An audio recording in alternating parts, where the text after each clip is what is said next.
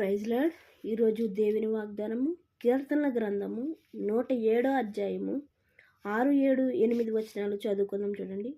వారు కష్టకాలమందు యెహోవాకు మొరపెట్టిరి, ఆయన వారి ఆపదలో నుండి వారిని విడిపించెను. వారొక నివాసపురము చేరినట్లు చక్కని త్రోవను ఆయన వారిని నడిపించెను. ఆయన కృపను బట్టి నరులకు ఆయన చేయు ఆశ్చర్య కార్యములను బట్టి వారు యెహోవాకు కృతజ్ఞతాస్తుతులు చెల్లించుదురుగాక. ఇక్కడ ఇశ్రాయేలు అందరినీ కూడా ఏం చేశారంటే, ఇశ్రాయేలు అందరూ కూడా దేవునికి కష్టం వచ్చినప్పుడు మొరపెట్టారంట. పై వచనంలో ఉంది, ఆఖరి దప్పుల చేత వారి ప్రాణము వారిలో సొమ్మసిల్లెను. అప్పుడు ఏం చేశారంట, దేవునికి మొరపెట్టారంట. వాళ్ళు మొరపెట్టినప్పుడు వారి యొక్క కష్టములో నుంచి వారి మొర ఆలకిచ్చి ఆయన విడిపించెను అంటున్నాడు. వారి ఆపదలో నుండి వారిని విడిపించెను అంటున్నాడు. మన దేవుడు విడిపించగలిగిన దేవుడు, తప్పించగలిగిన దేవుడు, రక్షించగలిగిన దేవుడు.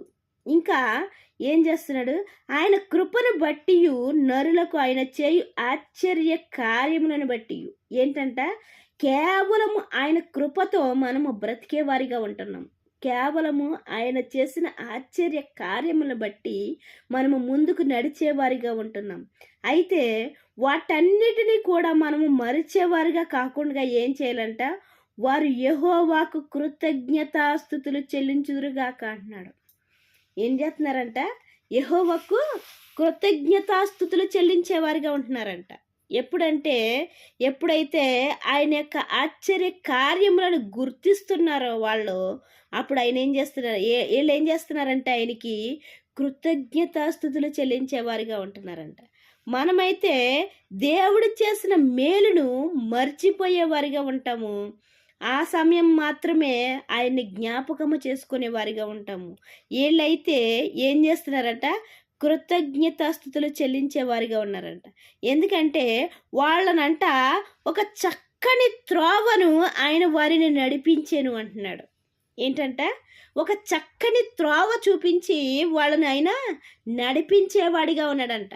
అంటే ఒక మంచి మార్గంలో వాళ్ళని నడిపించేవాడిగా ఉన్నాడు. మన దేవుడు చెడ్డ మార్గంలో నడిపించగలిగిన దేవుడు కాదండి, మంచి మార్గంలో నడిపిస్తాడు.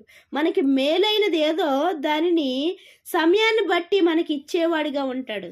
మనము చేసిన ప్రార్థనకి ఆలస్యం అవ్వచ్చేమో, కానీ ప్రార్థన అయితే దేవుడు వినకుండా ఉన్నాడండి. ఎందుకంటే దానికి జవాబు రావడానికి ఆలస్యం కావడానికి కారణం ఏంటంటే, మనకి ఏది చక్కనిదో, ఏ త్రోవ అయితే చక్కనిదో, ఏ బహుమతి అయితే మనకి కుదురుతుందో, ఏ బహుమతి అయితే మనకి ఆయన ఇవ్వడానికి సిద్ధం చేస్తున్నాడో, ఎప్పుడు ఇవ్వాలో, ఎలా ఇవ్వాలో, ఎక్కడ ఇవ్వాలో, ఏ సమయంలో ఇవ్వాలో ఆయనకైతే తెలుసండి.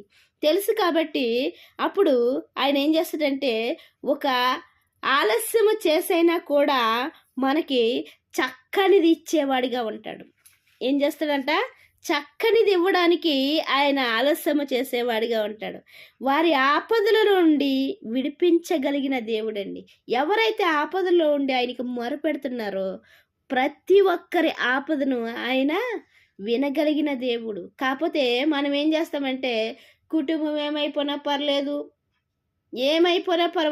ఆరోగ్యం ఏమైపోయినా పర్వాలేదు అని దేవునికి మొరపెట్టకుండా, దేవుణ్ణి అడగకుండా ఏది ఎలా జరిగితే అలా జరుగుతుందిలే అన్నట్టు మనము వదిలేసేవారుగా ఉంటాం. అలా కాకుండా మనకి ఆపద వచ్చినప్పుడు, మనకి కష్టం వచ్చినప్పుడు దేవునికి మొరపెట్టినట్లయితే ప్రతి ఆపదలో నుంచి, ప్రతి కష్టములో నుంచి ఆయన విడిపించడానికి సిద్ధముగా ఉన్నాడండి. విడిపించబడాలంటే మనం ఆయనకి మొరపెట్టుకునే వారిగా ఉండాలి. అలా మొరపెట్టుకుని ఆయన ఇచ్చే చక్కని త్రోవలో మనము నడిచేవారిగా ఉందాం. దేవుడిచ్చిన పరిశుద్ధ వాక్యం దీవించును గాక. వాక్య పరిచర్యలో మీ సహోదరి. ఆమెన్.